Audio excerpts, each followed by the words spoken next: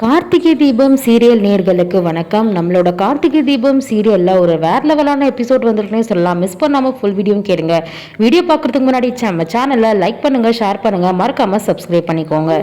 இப்போ பாத்தீங்கன்னா கார்த்திகை தீபத்துல நம்ம ரேவதி திருப்பியும் ஆஃபீஸ் உள்ள என்ட்ரு ஆகுறாங்க. அதை பார்த்துட்டு பாத்தீங்கன்னா ஷாக் ஆகுறாங்க. என்ன இது, ரேவதி திருப்பி என்ட்ரு ஆகுறாங்க அப்படின்னு சொல்லிட்டு என்ட்ரு அதுக்கப்புறம் பார்த்தீங்கன்னா எல்லா ப்ராஜெக்ட்ஸும் பழையபடி ரெடி பண்ணிட்டீங்களா அப்படின்ற மாதிரி கார்த்தி கேட்குறாங்க.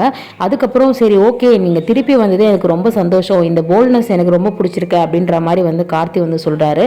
ரேவதியும் சரி ஓகே சார் அப்படின்னு சொல்லிட்டு அவங்களும் அந்த பாராட்டை ஏற்றுக்கிட்டு இப்போ பார்த்தீங்கன்னா மீட்டிங் அரேஞ்ச் பண்ணியிருக்கோம், அதுக்கு பார்த்தீங்கன்னா தயாராக இருக்கீங்களா, எல்லாமே ரெடியா அப்படின்னு கேட்குறாங்க. அப்போ பார்த்தீங்கன்னா ரேவதி எல்லாமே ரெடி சார் அப்படின்னு சொல்கிறாங்க. அதுக்கப்புறம் எல்லாரும் பார்த்தீங்கன்னா அந்த லேடியும் அவங்க ஃப்ரெண்டும் பேசிகிட்டு இருக்காங்க. ரேவதி வெளியே துரத்துனாங்க இல்லையா பிளான் போட்டு அவங்க.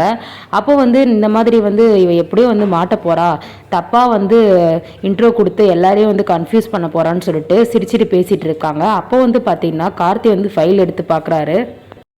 பார்த்தீங்கன்னா ஆல்ரெடி அந்த பென்ட்ரைவை ரிவ்யூ பண்ணிவிட்டு கரெக்டான பென்ட்ரைவை வச்சுருப்பாங்க. அது ரேவதியும் பார்த்தீங்கன்னா செம்மையாக இன்ட்ரோ கொடுக்க பயங்கரமாக டென்ஷன் ஆவாங்க அந்த லேடியும் அவங்க ஃப்ரெண்டும். என்னடி இது, நீ என்னவோ சொன்ன, அவள் தப்பாக சொல்லி எல்லாருக்கிட்டையும் மொக்க வாங்குவான்னு சொல்லிட்டு இப்போ நம்மள மொக்கையாக்கிட்டா அப்படின்ற மாதிரி பேசிகிட்டு இருப்பாங்க.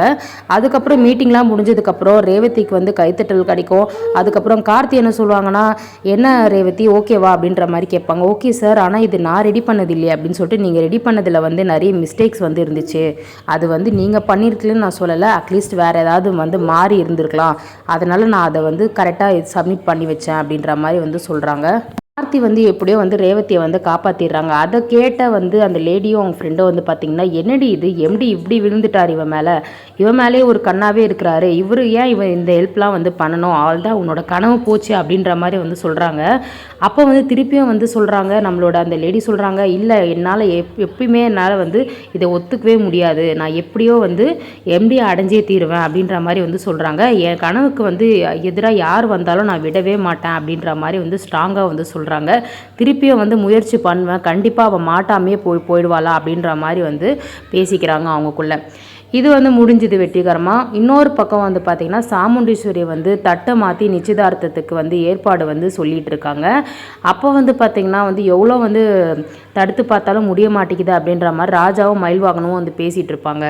அதுக்கப்புறம் கார்த்திக் நம்மளோட ராஜாராஜன் ஃபோன் பண்ணுவார். ஃபோன் பண்ணிவிட்டு என்னப்பா கார்த்தி என்ன நடக்குதாங்க அப்படின்னு சொல்லும் போது, வழக்கம் போல் ரேவதி நல்லாவே வேலை பார்த்துட்டு இருக்கா, நீங்கள் கவலையப்படாதீங்க, எப்படியோ ரேவதி பழைய ஞாபகத்தை திருப்பி வர வச்சிருவேன் அப்படின்ற மாதிரி ஸ்ட்ராங்காக சொல்கிறாங்க. பயமாக இருக்குப்பா, சரி நீ இருக்கன்னு தான் நான் கவலைப்படாமல் இருக்கேன்.